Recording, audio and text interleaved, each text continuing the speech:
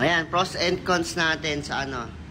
Sabi ni Bossing, ano daw pros and cons sa bolt-on sniper. So yung pros niya, syempre, unahin natin yung pros, mas malakas siya humatak. Tapos karaniwan sa mga sniper, yung 6 niya. Yung 6 niya patay. Pero pagka binolt-on nyo siya, syempre bubuhayin niya yun. Talagang pagka shinif nyo siya na power shift ng 6, bibigay nyo na yung hilig na gusto mo. Syempre mas less maintenance na kasi di naman tayo nagkarga. Bolt-on lang. So cams lang pinalitan natin. Tapos yung cons naman niya, syempre lalakas siya sa gasolina.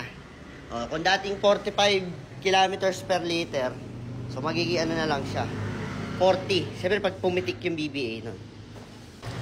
So no worry siya sa sabog. Kasi ano siya stock engine Stock engine, stock ECU. Hindi na rin ni-remap to. Ayan, try natin. Inyo